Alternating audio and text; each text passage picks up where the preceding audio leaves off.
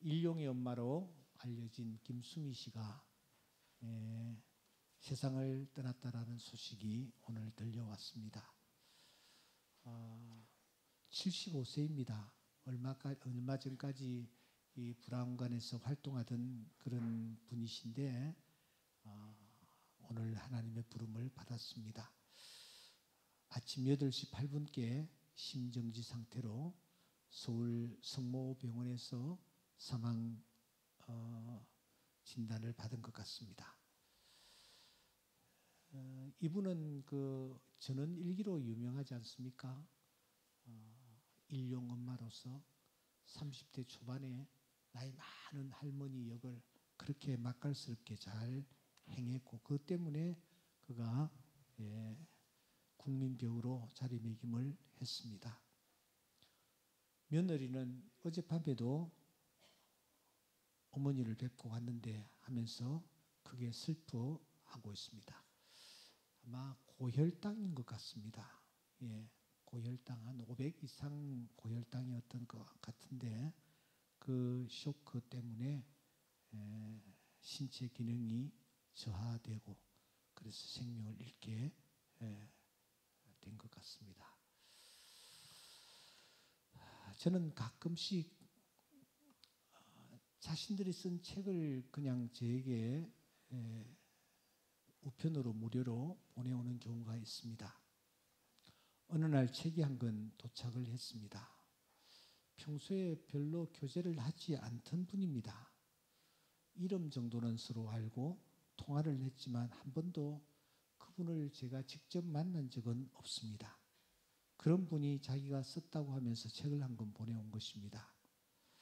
책을 보내왔기에 프롤로그를 제가 펼쳤죠. 이렇게 시작되었습니다. 아내가 숨을 거두었다. 골수암에 걸려 5년간 투병하다가 하나님의 부르심을 받았다. 죽기에는 많이 아까운 41살이었다. 골수암으로 시작한 병은 난소암이 되면서 병원에서 손을 놓았다. 그때부터 낙심과 고통의 연속이었다. 수없이 기도에 매달렸고 기도한 만큼 낙심했다. 아내의 병세가 깊어지자 안수기도로 능력이 나타난다라는 기도원을 나는 찾았다.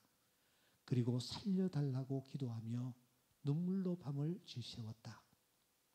골수암은 골수성 세포에 발생하는 암이다. 그놈의 수술을 4번이나 받았다. 아내는 고통으로 괴로워하는 자신의 얼굴을 보면 내가 더 힘들 거라며 방문을 걸어 잠그고 홀로 신음했다. 그렇게 투병하다가 5년을 살고 세상을 떠났다. 그날은 마침 8월 15일 월요일이었다. 과거 8월 15일에는 기쁨의 날이었다. 하지만 그의 8월 15일 나는 차가운 아내의 눈을 감겨주며 고통과 슬픔의 눈물을 흘렸다. 세월이 흘렀다. 20수년의 세월이 흘렀다. 이제는 입을 열고 싶다.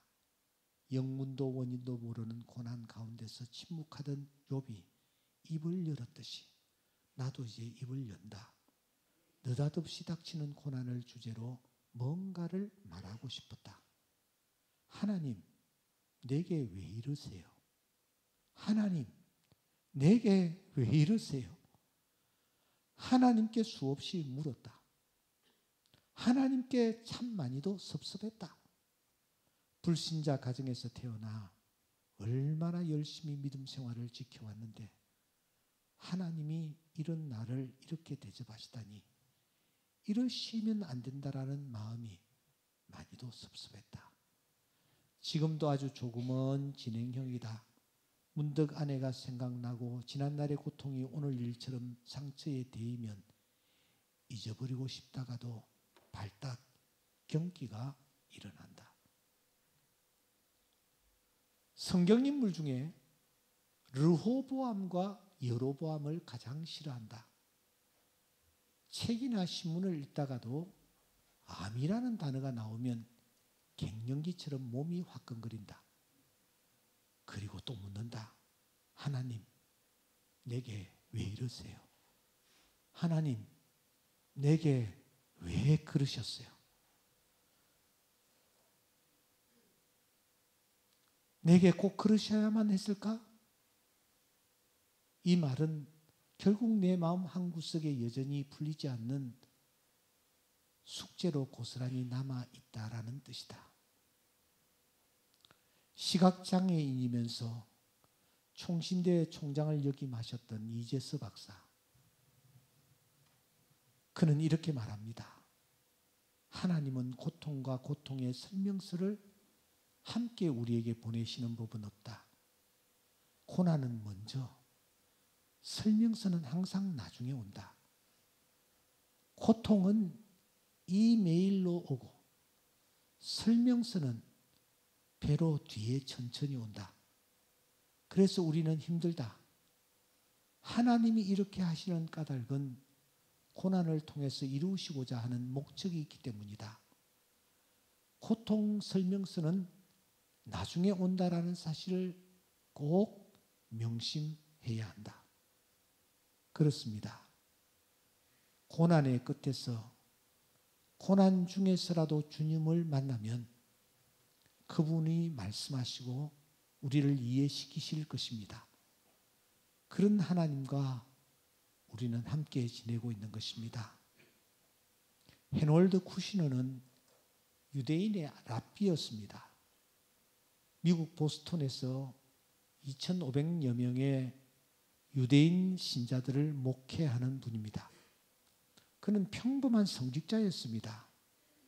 그러던 어느 날 3살 난 아론이 희귀한 병에 걸렸다는 사실을 알게 됩니다. 그 병은 조로증이었습니다.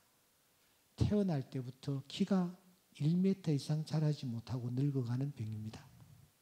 그때부터 그는 아론의 병을 고쳐달라고 하나님 앞에 부어지셨습니다. 호소하고 원망했습니다. 아이를 살려내기 위해 성직자라는 채통도 벗어버렸습니다. 그런데 고쳐지지가 않는 것입니다.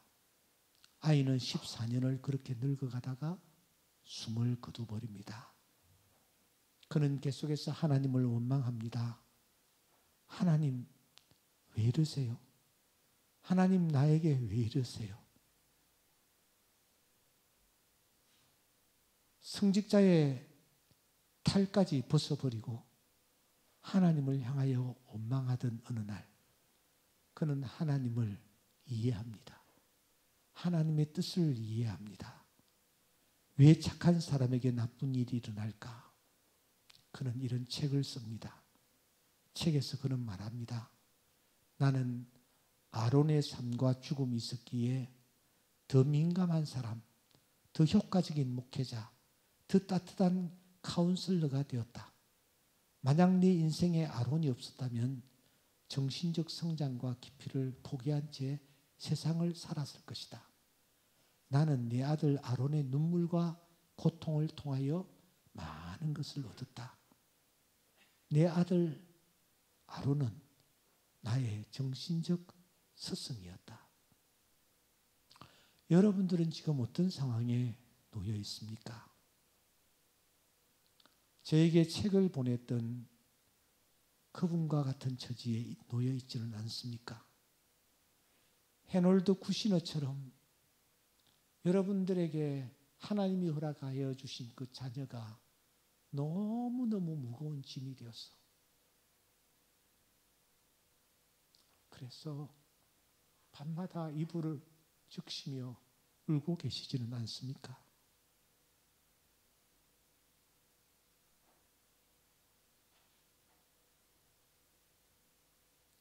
우리는 욥기서의 주제를 고난이라고 생각합니다. 아니, 오랜 기간 동안 사람들은 욥기의 주제가 고난이다 그렇게 생각해 왔습니다. 하지만 여러분, 욥기서의 주제를 고난이라고 정리하면서 책을 펴는 사람은 욥기서에서 그 어떤 답도 얻지를 못합니다. 다시 한 번 더요. 욥기서의 주제가 고난이라고 생각하고 욥기서를 펴면 욥기서에서 그 어떤 답도 얻지를 못합니다. 왜냐하면은 욥기서를 펴보니 그 친구들과 그 긴 기간 동안 마음 상하는 대화들을 나누고 있기 때문입니다. 욥기서가 만일 고난이 주제라면은 42장까지 갈 필요도 없습니다. 그러면 여러분, 이 욥기서의 주제가 도대체 무엇일까요? 욥기서의 주제는 제가 생각할 때에 하나님의 절대 주권 그리고 의에 관한 얘기입니다. 아니, 요약하면은 욥기서의 주제는 의에 관한 얘기입니다. 이 의에 관한 얘기를 하시기 위해서 하나님은 고난이라는 소품을 여기에다가 가미시키신 것입니다. 그런데 우리는 욥기의 주제를 고난으로 삼다 보니 욥과 세 친구들처럼 쓸데없는 논쟁에 휘말려 헤어나지를 못하는 것입니다. 욥기의 핵심이 무엇입니까? 누군가에게는 죄가 문제이지만 오늘 본문에 등장하고 있는 욥에게는 의가 문제가 됩니다.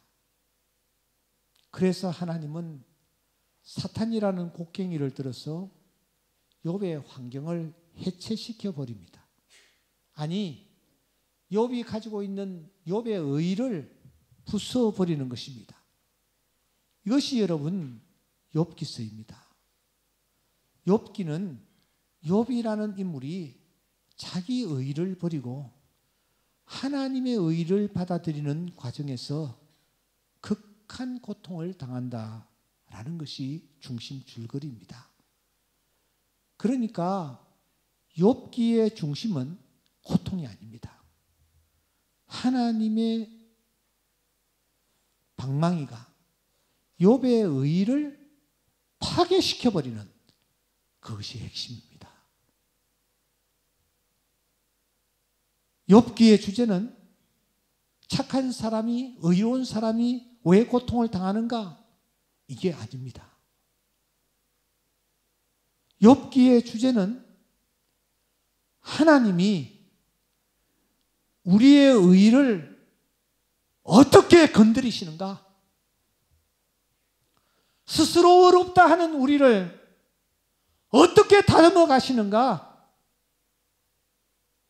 이 문제를 최고로 정직하게 살았던 욥을 대상으로 우리에게 보여주는 것입니다.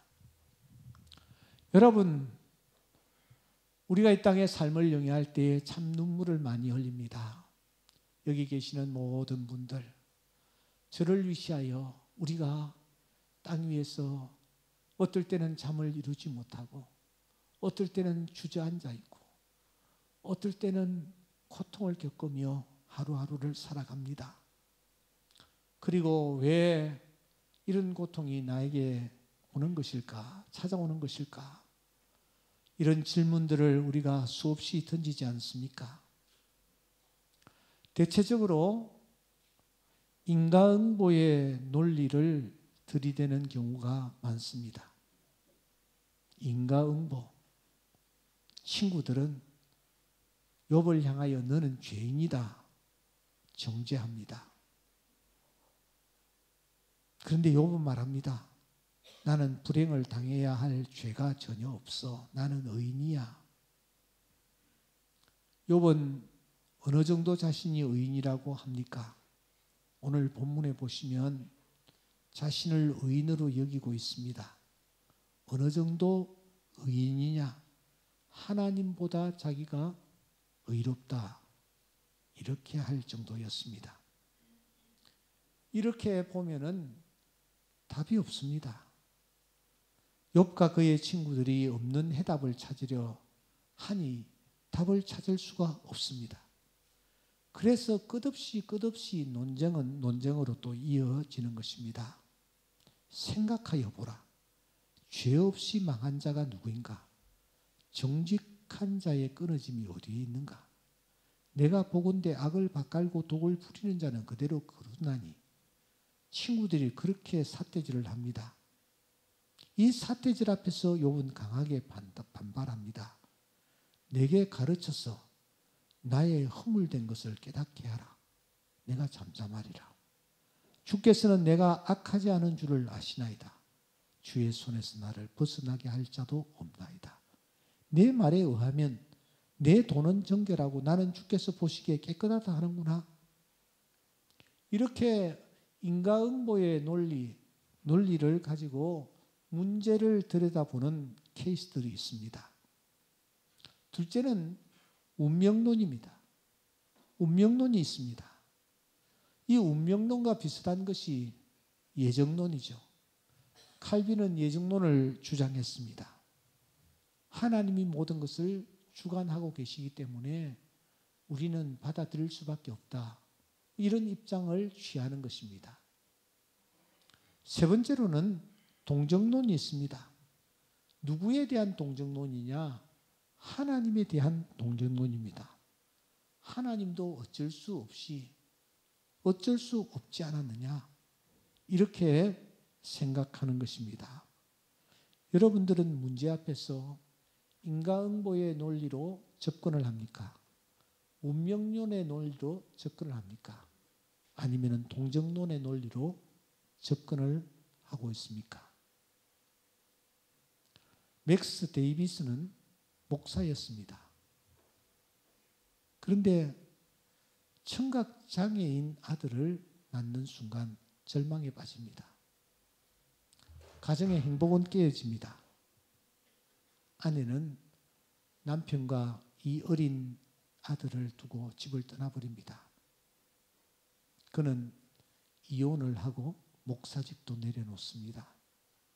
그리고 청각 아들을 홀로 키웁니다. 누구보다도 고난을 많이 체험합니다. 그런 그가 오랜 세월이 지난 뒤에 책을 한 권 쓰죠. 당신은 살아가는 데 필요한 힘을 어디 썼는가? 그 책에서 그는 이렇게 말합니다. 우리 할머니는 내게 이런 말을 했다. 시련은 나를 어떻게 하지 않는다. 시련은 내가 누구인지를 밝혀준다라고 말입니다. 고난 앞에서 이런 논리, 저런 논리, 이런 학설, 저런 학설 아무런 의미가 없습니다.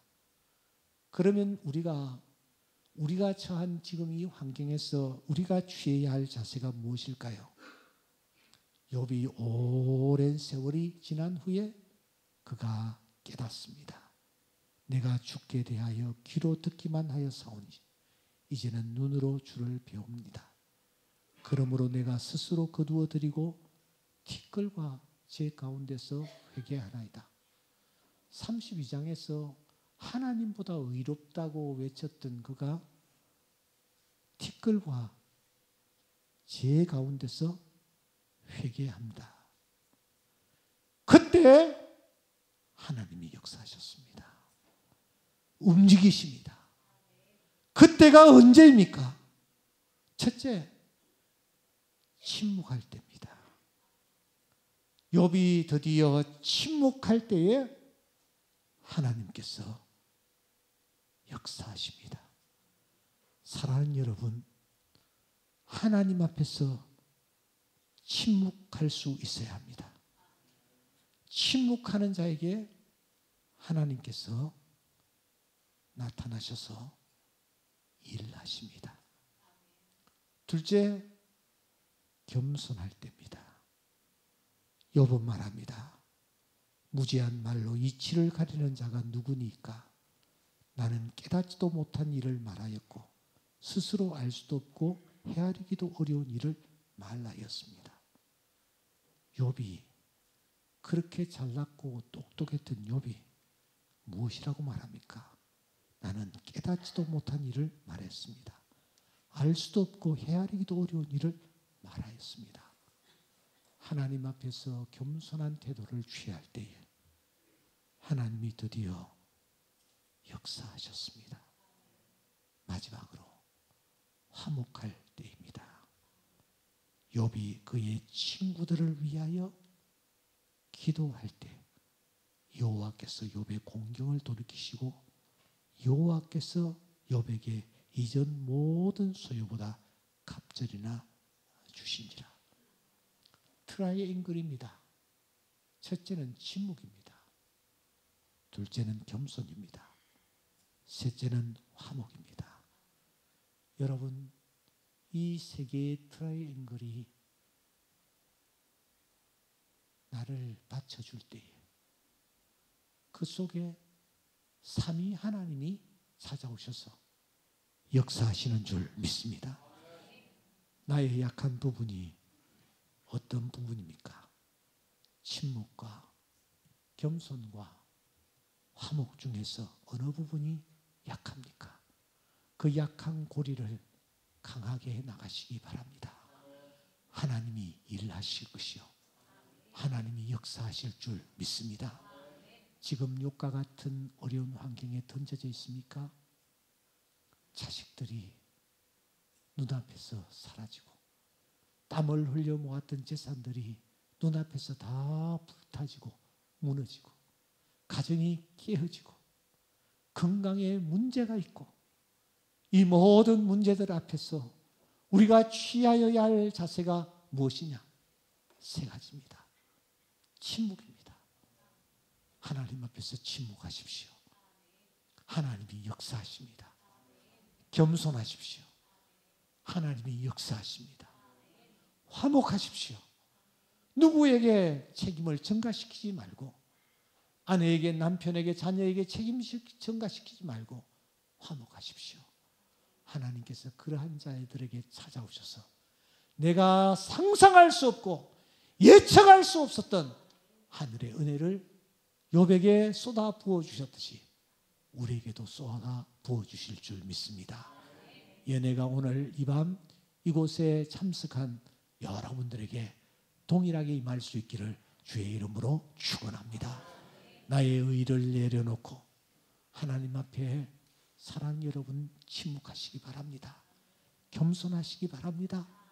더 나아가 화목하시기 바랍니다. 주께서 우리에게 놀라운 은혜를 예비해 놓으셨다가 허락하여 주실 줄 믿습니다. 우리 다 함께 찬양 드리도록 하겠습니다.